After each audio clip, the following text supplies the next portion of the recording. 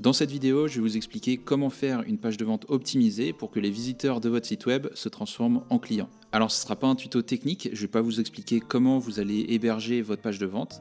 Ce ne sera pas non plus une vidéo de hack où je voulais vous donner un prompt ChatGPT qui va écrire toute votre page à votre place. Par contre, on va effectivement voir comment vous pouvez utiliser l'IA pour accélérer votre workflow. Et ce que je vais faire, c'est que je vais vous partager mon process complet de web designer qui me permet de créer des pages de vente ultra performantes. Parce qu'aujourd'hui, c'est devenu très facile techniquement de créer sa propre page de vente. Par contre, là où la plupart des gens se plantent, c'est dans toute la stratégie qu'ils mettent en place autour. Ça va être une vidéo assez dense, donc je vous conseille de prendre des notes et je vous promets qu'à la fin, vous serez capable de créer une page de vente optimisée pour votre business qui sera un véritable générateur de clients. Ok, donc la première chose qu'on va vouloir faire, avant même de passer à la création concrètement de la landing page, ça va être de choisir les outils qu'on va utiliser. Donc je vais rapidement en passer quelques-uns en revue, sachant qu'il y en a énormément en fait, donc il ne faut pas vous focaliser là-dessus, c'est juste une étape au début, il faut bien le choisir, mais vous verrez que c'est pas non plus le plus important. Donc le premier outil que vous avez, c'est le code. Donc le code, évidemment, déjà il faut savoir coder, mais le gros avantage c'est que c'est gratuit, vous pouvez faire votre page de vente totalement gratuitement. Par contre, c'est quelque chose que je recommande clairement pas, parce que en fait ça va vous prendre énormément de temps de coder toute votre page. Au final, ça va pas avoir vous n'allez pas avoir une énorme valeur ajoutée sur ce que vous codez. Et surtout derrière, vous allez galérer pour tout ce qui est intégration. Donc si vous voulez faire du A/B testing, si vous voulez intégrer votre CRM, si vous voulez mettre vos pixels, etc., vous allez devoir le faire à la main et ça, c'est très compliqué. Donc moi, je recommande vraiment pas de faire du code et je recommande plutôt d'utiliser d'autres outils qui existent. Comme par exemple, donc, vous avez Wix qui, si je dis pas de bêtises, a un coût généralement entre 10 et 20 euros par mois. L'avantage de Wix, c'est qu'il est très convivial pour les débutants. Donc si vous êtes vraiment pas à l'aise avec l'informatique, etc., normalement vous devriez pouvoir avec Wix quand même faire ce que vous voulez. Le problème, c'est que évidemment quand on fait un outil qui est très beginner friendly, évidemment on a quelque chose qui est un peu plus limité en termes de personnalisation. Mais globalement, ça devrait vous permettre de pouvoir faire à peu près ce que vous voulez. Ensuite, on a Webflow, qui est là pour le coup un outil un peu plus poussé, donc, même beaucoup plus poussé, je pense, qui va avoir un coût de 15 à 25 euros, donc selon les plans que vous choisissez. L'avantage donc de Webflow, c'est que vous pouvez faire à peu près ce que vous voulez en termes de design. Vous pouvez aller très loin dans la personnalisation. Par contre, si derrière vous voulez faire du contenu, de manière générale, si vous voulez écrire beaucoup de contenu sur votre blog, sur votre site, pardon, du genre un blog, Webflow sera pas forcément le plus adapté. Après, là, on parle de faire une landing page, donc je pense que Webflow fera très bien l'affaire. Ensuite, on a Framer. Alors Framer, c'est un outil que moi j'ai pas testé. Donc le coût à peu près pareil, on est dans les 10-20 euros. Et je ne l'ai pas testé, mais j'ai entendu dire que beaucoup de gens passent de Webflow à Framer. Donc, parce que apparemment il est un peu mieux fait, l'interface est un peu mieux, etc. Et donc je pense qu'il y a aussi d'autres avantages. Voilà, mais globalement c'est à peu près la même chose que Webflow. Vous allez pouvoir aller très loin en ce qui concerne le design. Donc pareil, c'est pas génial pour faire du blog, mais pour tout ce qui est projet totalement purement visuel, comme une landing page, ça sera nickel. Ensuite on a WordPress. Alors WordPress, donc le classique, j'ai envie de dire. Donc là on a un coût qui est généralement beaucoup moins élevé. J'ai mis 5 euros par mois, bien sûr. Donc là ça va dépendre de votre hébergeur. Il y en a des plus ou moins chers, mais vous pouvez avoir quelque chose de très bien dans ces eaux-là. Le gros avantage de WordPress, c'est qu'il est ultra flexible. Donc vous pouvez faire tout ce que vous voulez, c'est son avantage et son inconvénient. Mais j'ai envie de dire, si vous avez un site, si vous avez envie plus tard d'étendre votre site, de ne pas avoir juste une landing page, WordPress ça peut être un bon choix parce que derrière ce sera très facile d'ajouter un blog, d'ajouter d'autres pages, etc.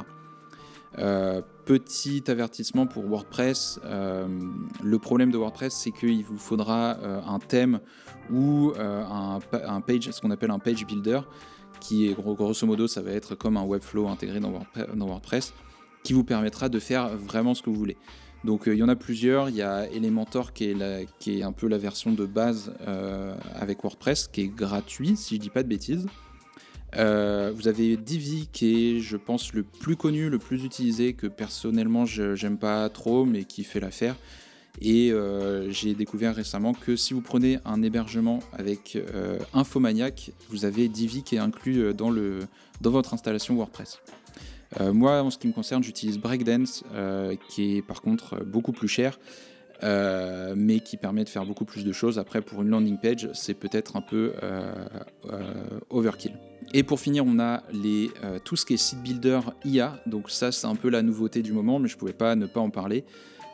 C'est vraiment top pour faire des landing pages, c'est vraiment top. Vous allez pouvoir en faire très rapidement. Généralement, il y a des trucs pas trop chers. Il y en a plein, donc vous pourrez regarder un peu sur Google.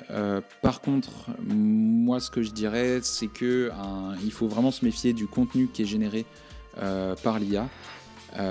Parce que généralement il est assez moyen en termes de copywriting, et donc ce que vous avez envie de faire, c'est de toujours vérifier et de faire vos modifications, enfin de faire des ajustements derrière sur le contenu qui est généré.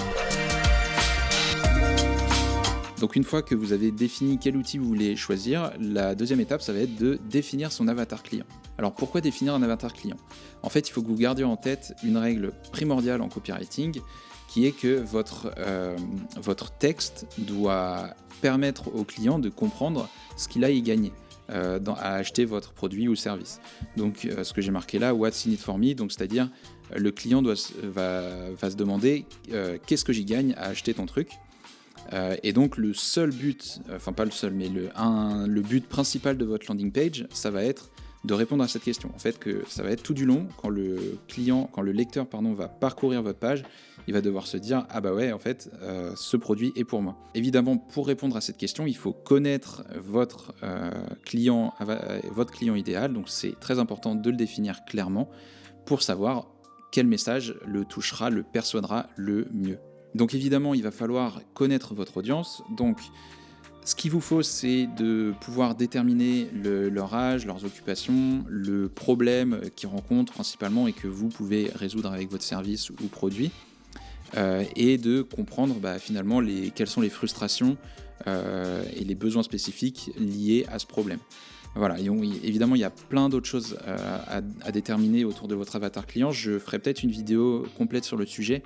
Là, on ne va pas trop s'attarder dessus, mais gardez en tête que c'est important d'essayer d'être précis et exhaustif. Donc pour connaître bien votre audience, l'idéal, c'est d'aller parler directement à vos clients ou de leur faire un sondage par écrit. Et donc ce que vous allez faire, c'est que vous allez poser quelques questions pour essayer de leur tirer un peu les vers du nez. Donc typiquement, ce que vous pouvez utiliser comme question, c'est quel est l'objectif principal dans donc votre domaine, donc votre secteur d'activité en ce moment. Ensuite, quel obstacle vous empêche d'accomplir cet objectif, et à quoi ressemblerait votre vie si vous aviez atteint cet objectif. Donc si vous posez ces questions, ça vous permet d'avoir des réponses qui ne seront pas juste des oui ou des non, ce sera des réponses assez où si les gens sont assez bavards, vous aurez des réponses hyper complètes, et ça vous permettra notamment de faire ressortir déjà un peu le vocabulaire, les mots qu'emploie votre audience. Ensuite, vous allez pouvoir passer à la création de votre avatar. Donc, quand vous avez fait votre petite enquête, donc idéalement, il faut le faire auprès de pas mal de monde, parce que plus vous avez de réponses, plus ça sera cohérent comme résultat. Et vous allez pouvoir compiler toutes les réponses de vos clients, et puis vous allez essayer de pouvoir en dégager des grandes tendances et utiliser ça pour créer un avatar, un ou plusieurs avatars, vous pouvez en avoir plusieurs, de vos clients. Donc qui sera très concrètement une version un peu le stéréotype des gens qui achètent chez vous. Une fois que vous avez votre avatar client, il va falloir réfléchir à une stratégie de trafic. Alors les stratégies de trafic, il y en a deux, très concrètement, c'est très simple, il y a le gratuit et le payant. Donc le gratuit, qu'on appelle aussi organique, c'est quand les gens arrivent sur votre page depuis Google ou les réseaux sociaux.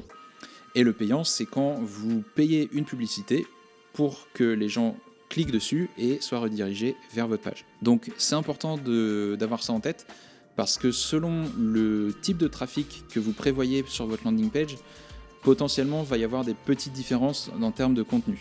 Donc le trafic payant, comme je viens de vous le dire, c'est le trafic avec de la pub. Donc gardez en tête que chaque visiteur qui arrive sur votre page a un coût pour vous.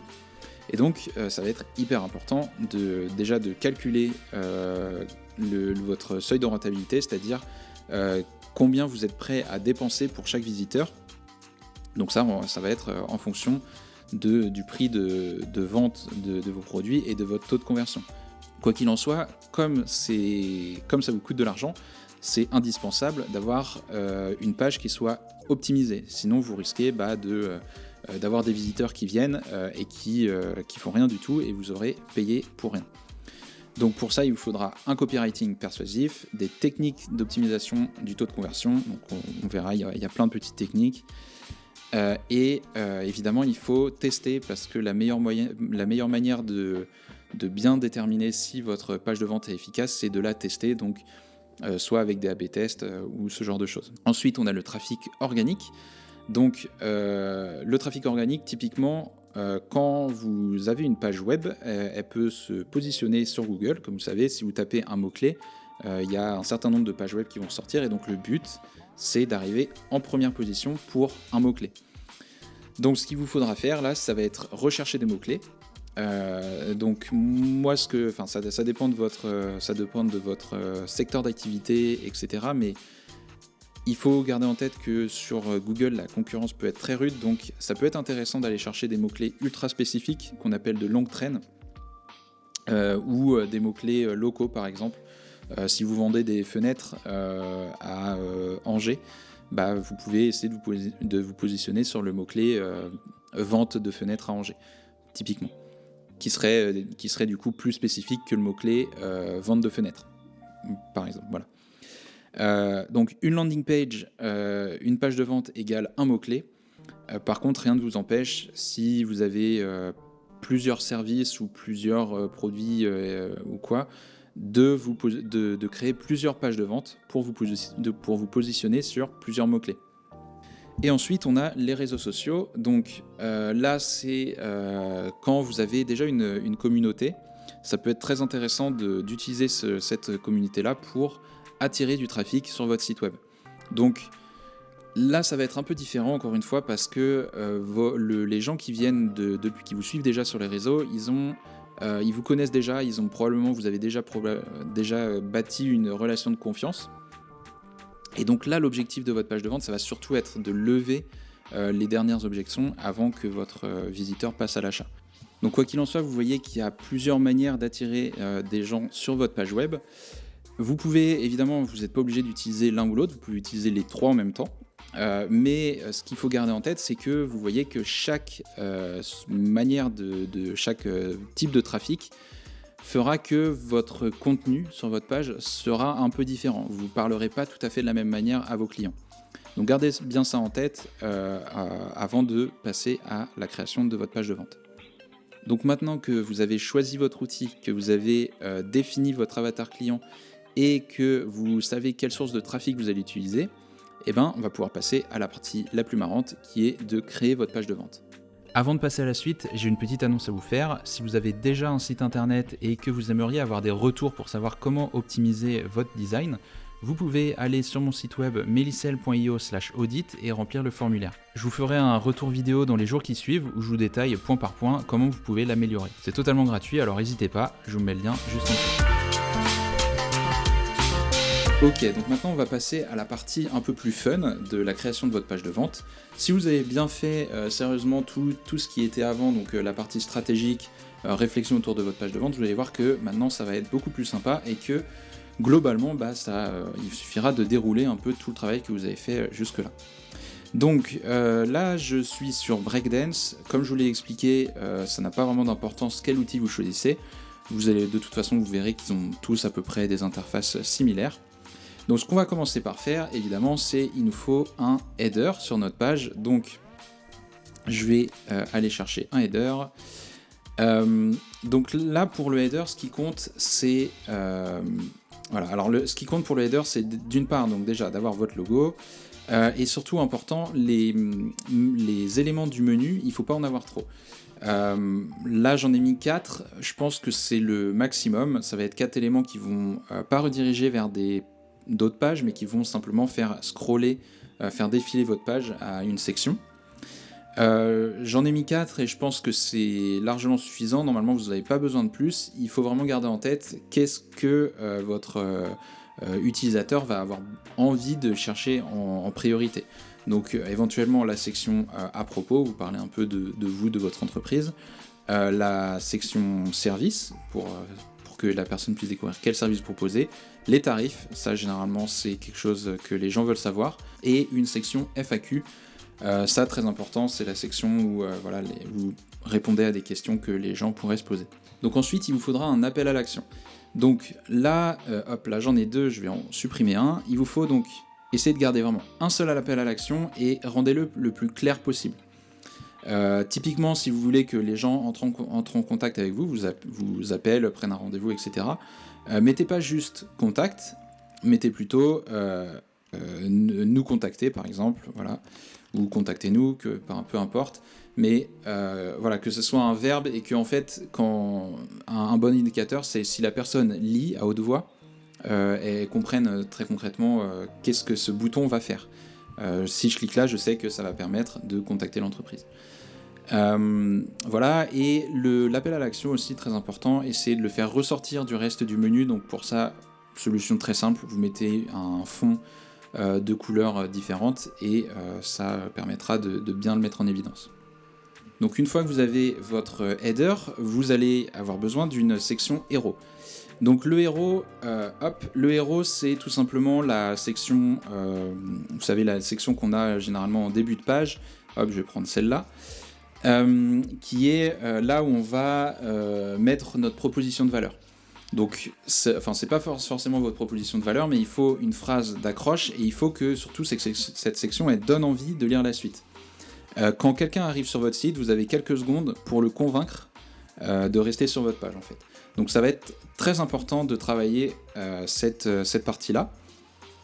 Et donc pour le convaincre de rester, vous allez essayer de répondre très rapidement à 4 questions. Donc les 4 questions c'est quoi, c'est pour qui, qu'est-ce que j'ai à y gagner et qu'est-ce que je dois faire après. Donc imaginons que là on va faire une page de vente pour une entreprise de menuiserie. Hop, j'ai préparé un petit titre et un petit sous-titre. Hop, donc menuiserie artisanale d'excellence à Grenoble. Pour ceux qui aspirent à une demeure chaleureuse, nos menuisiers d'exception métamorphosent votre maison en un sanctuaire de bien-être et de convivialité. Donc qu'est-ce que c'est? Donc tout de suite là je sais qu'il s'agit de menuiserie artisanale. Pour qui? Donc c'est pour tous ceux qui aspirent à une demeure chaleureuse, donc pour les propriétaires de maison typiquement. Et qu'est-ce que j'ai y gagné? Eh ben c'est avoir une maison qui se transforme en un sanctuaire de bien-être et de convivialité. Donc là l'idée c'est de faire en sorte que le lecteur se projette, s'il travaille avec vous en fait, qu'il arrive à se projeter de voir qu'est-ce qu'il va y gagner. Et donc il manque une chose évidemment ici, il va manquer qu'est-ce que je peux faire après. Donc pour ça on va ajouter un petit bouton. Et donc mon bouton, qu'est-ce que je vais faire ensuite? Eh ben soit vous reprenez votre appel à l'action principal ici, soit, parce que là c'est un peu tôt dans la page, en fait vous n'avez pas encore eu le temps de convaincre vos lecteurs, donc là ce que vous pouvez faire c'est de mettre un autre appel à l'action, un peu moins fort, donc par exemple découvrir nos réalisations. Sur ce genre de section, vous pouvez rajouter une image en fond, si l'image vient aider à donner plus de force au titre, enfin au texte que vous mettez là. Ne mettez pas une image juste pour mettre une image, idéalement il faut que ça ait du sens et que ça renforce un peu la proposition de valeur. Ensuite, une fois que vous avez fait ça, ça peut être pas mal de rajouter un peu de preuve sociale. Donc un truc qui se fait pas mal, que moi j'aime bien mettre au début, c'est de rajouter des logos. Donc si vous avez travaillé avec d'autres entreprises, etc., et ben vous pouvez le mettre ici. On va par exemple prendre celui-là qui est tout simple, voilà, qui est très bien. Vous pouvez le mettre là, et puis là vous mettez la liste des logos. Ça c'est une très bonne manière de montrer que vous n'êtes pas des novices, que vous avez déjà travaillé avec pas mal de personnes, et que vous savez ce que vous faites grosso modo. Ensuite, ce qui peut être pas mal, c'est de présenter vos services. Donc là, ça va évidemment dépendre de quel service vous proposez. Ce que j'aime bien faire, c'est avoir une grille, par exemple, avec mes services, et surtout avoir une petite intro. Et là, ça va être très important. Ce qu'il va falloir faire, c'est avoir dans cette petite intro, en fait, expliquer quels sont les problèmes que vos... Hop, on va mettre ça. Quels sont les problèmes que vos clients rencontrent, appuyer sur ce problème et expliquer comment vos services vont aider à résoudre ce problème. Donc par exemple, là je pourrais mettre, toujours pour mon entreprise de menuiserie, dites adieu aux espaces sans âme, avec un accent, hop. Voilà, et là je pourrais mettre un petit texte que j'ai préparé. Tac. Voilà, donc nous sommes convaincus que votre maison doit être le reflet de votre singularité. Notre offre de menuiserie sur mesure est la clé pour débloquer le potentiel de chaque espace, du design d'une élégante bibliothèque personnelle à la création d'espaces de vie qui invitent au bien-être. Nous transformons l'ordinaire en extraordinaire. Vous voyez là l'idée, voilà, je dis pas que c'est le meilleur texte du monde, mais l'idée c'est vraiment d'appuyer sur le problème de vos clients. Donc là, vous allez dire, nous, on résout ce problème-là. Et voilà, et ce petit texte qui vient expliquer comment les services qu'on propose permettent de résoudre cette douleur-là. Voilà, et donc après, là, vous pouvez éventuellement mettre vos services, donc vous pouvez les présenter de cette manière ou d'une autre. Voilà, c'est juste une suggestion. Donc une fois que vous avez listé vos services, là ce qui va commencer à être important de faire, c'est d'ajouter encore un peu de preuve sociale. Donc ce que vous pouvez faire, c'est rajouter des avis clients. Tac, donc on va en chercher un. Et donc là, les avis clients, vous pouvez soit mettre ce qui se fait souvent des petits carousels comme ça, soit mettre un seul avis client que vous mettez en valeur comme ça. Voilà, c'est à vous de voir. Moi j'aime bien, par exemple j'aime bien celui-là, hop. Idéalement un avis client avec une photo, bon là c'est une photo un peu spéciale, mais idéalement un avis client avec une photo c'est top. Et l'avis client, vous n'êtes pas obligé de mettre l'avis dans son entièreté, concentrez-vous sur le passage le plus parlant.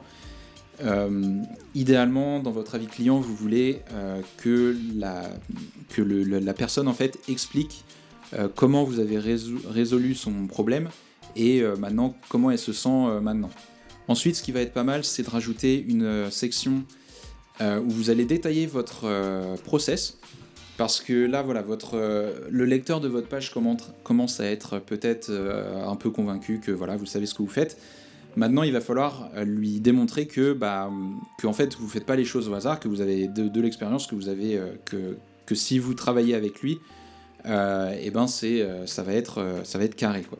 Donc pour ça vous pouvez détailler votre process. Donc la mise en forme, vous pouvez le faire de la manière dont vous voulez. Moi j'aime bien faire faire une petite timeline.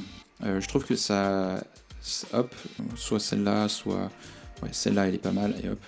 Et donc là l'idée ça va être de détailler les étapes par lesquelles vous allez faire passer votre client pour l'amener de sa situation actuelle jusqu'à la situation désirée. Donc c'est pas la peine de tout détailler, hein. Vous n'allez pas, parce que généralement si dans les services que vous pouvez proposer, vous allez avoir plein d'étapes. Ne prenez pas, si vous avez 50 étapes, ne mettez pas 50 étapes là. Idéalement, essayez de dégager les 4 ou 5 vraiment les grands jalons d'un projet lorsque vous le faites, et vous les mettez ici. Ensuite, ce qui peut être intéressant, c'est de rajouter une étude de cas, si vous en avez. Donc, typiquement, une étude de cas, c'est... vous allez vouloir... Tiens, celui-là qui m'a l'air pas mal. Donc, typiquement, une étude de cas, vous allez vouloir choisir un projet qui s'est vraiment bien passé, et pour le mettre en valeur. Donc, votre but, ça va être d'apporter encore plus de crédibilité à votre travail, et de rassurer le client, de lui montrer que voilà, il y a d'autres personnes qui ont travaillé avec vous, et avec qui ça s'est très bien passé. Et donc pour faire une étude de cas efficace, enfin au moins la présentation, après vous pouvez faire une page où vous expliquez plus en détail, mais là sur la présentation, vous pouvez parler de la situation initiale de votre client, de montrer comment vous l'avez aidé et de dire comment, quel bénéfice il en a tiré après. Donc ça peut donner quelque chose comme ça. Donc, la famille Dupont se sentait à l'étroit dans leur cuisine. Nous avons réaménagé l'espace avec des meubles sur mesure, optimisant chaque recoin. Aujourd'hui, ils profitent d'une cuisine spacieuse fonctionnelle où il fait bon vivre et cuisiner ensemble. Donc voilà, c'est un exemple encore une fois, et là vous pouvez mettre un lien qui redirige vers une étude de cas plus complète, où là vous allez pouvoir mettre des photos, etc. Ensuite, ce qu'on va pouvoir mettre, c'est une section pricing, tarif. L'idée, c'est de ne pas submerger le visiteur d'informations, donc voilà, lui présenter les 3 offres principales, mettre en valeur une offre, idéalement l'offre que vous voulez, l'offre la plus intéressante pour vous, donc mettez-la en valeur. Ce qui va être important aussi, c'est d'expliquer un peu l'offre. Donc vous allez mettre des fonctionnalités qui viennent avec chaque offre. Mais là, mettez-en pas, parce que des fois on voit sur des sites des offres avec, je sais pas, 50 fonctionnalités. Mettez-en pas autant, parce que pareil, ça va vraiment submerger le lecteur. Prenez vraiment les 3, 4, 5 fonctionnalités, vraiment les bénéfices principaux que votre prospect va retirer en prenant cette offre. Ensuite, ce que vous allez pouvoir mettre, c'est une section à propos. Donc la section à propos, on ne va pas parler de soi, mais l'idée c'est vraiment d'expliquer comment notre parcours nous permet aujourd'hui d'être les plus à même de résoudre le problème de notre client. Voilà, et il vous faudra un titre aussi, donc par exemple, nous aidons les propriétaires à transformer leur maison depuis 35 ans. Là voilà, c'est un bon moyen de vous montrer votre expertise rapidement. Et après, donc entreprise familiale depuis 35 ans, notre savoir-faire en menuiserie se transmet de génération en génération, alliant passion héritée et innovation. Donc là, vous démontrez que vous êtes expert dans ce que vous faites. Et au fil du temps, nous avons développé un véritable savoir-faire qui nous permet de saisir profondément les besoins de nos clients et de répondre efficacement à leurs attentes, garantissant ainsi des solutions sur mesure d'une qualité inégalée. Donc là, l'idée, c'est simplement de montrer qu'en fait, non seulement vous avez de l'expérience, mais cette expérience vous permet aujourd'hui d'être les meilleurs pour répondre aux problèmes de votre client, qui est d'avoir une menuiserie sur mesure, dans ce cas-là. Bon, voilà. Bon, les textes sont des exemples, on peut toujours faire mieux, évidemment. Ensuite, quand on arrive à ce niveau de la page, donc là on commence à être bien avancé, donc si quelqu'un arrive jusque-là, il va être pas loin d'être prêt à acheter, mais il va peut-être avoir encore des objections, donc il va falloir lever un peu ces objections. Donc pour ça, on peut mettre une section FAQ. Le but là, c'est pas de sortir des trucs de votre chapeau. L'idée, c'est vraiment d'essayer de voir qu'est-ce que les gens se posent réellement comme question, et d'y répondre pour les aider à franchir le pas de vous contacter. Si vraiment vous n'avez pas de clients, enfin si vous démarrez par exemple et que vous n'avez pas de questions de vos clients, vous pouvez toujours aller demander à ChatGPT, vous lui dites voilà, je suis une entreprise de menuiserie, quelles sont les questions qu'un client pourrait se poser avant d'acheter mes services, et là il va vous lister tout un tas de questions. Vous allez avoir une majorité de questions qui seront un peu à côté de la plaque, mais n'empêche que dans le tas, il y en aura quelques-unes qui seront sympas. Donc prenez, vous n'avez pas besoin d'avoir 50, prenez 5 ou 6 questions, et vous y répondez, et ça vous fera déjà une base. Et après, l'idéal, évidemment, c'est de compléter avec des questions réelles, les questions qui reviennent le plus souvent. Donc, une fois qu'on arrive à la fin de la page, il va surtout ne pas falloir laisser l'utilisateur repartir sans rien faire. Donc ce que vous allez devoir lui proposer à la fin, c'est un appel à l'action. Donc soit vous lui mettez un gros bouton nous contacter, voilà, êtes-vous prêt à nous contacter, etc. Soit vous pouvez rajouter, pour être encore plus efficace, vous pouvez rajouter avant l'appel à l'action une dernière section pour lever les dernières objections. Donc typiquement, là ce qu'on va pouvoir mettre, c'est est-ce que c'est fait pour moi ? Et là vous allez, on s'en fiche, et là vous allez par exemple lister toutes les raisons pour lesquelles quelqu'un ne voudrait pas acheter chez vous. Et en face, vous allez lister tous les bénéfices que la personne pourrait avoir. Donc vous utilisez cette section pour lever les dernières objections, Et après, vous rajoutez un bouton comme ça, voilà, où typiquement ça va être nous contacter, nous demander un devis, etc. Hop. Et une fois que vous avez fait tout ça, votre page de vente est terminée. Et donc là, si je reprends depuis le début, vous verrez que, donc ne faites pas attention au design, hein, là j'ai pas du tout touché, mais il faudrait évidemment que vous vous adaptiez à vos couleurs et que vous changiez un peu le design, mais là vous voyez que j'ai fait une page de vente, je sais pas trop combien de temps ça m'a pris, mais c'était assez rapide.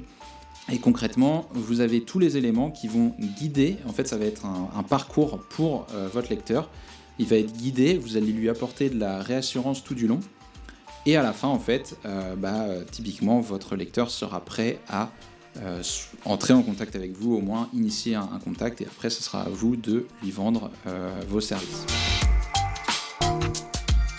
Et voilà, vous avez maintenant toutes les clés en main pour faire une page de vente efficace.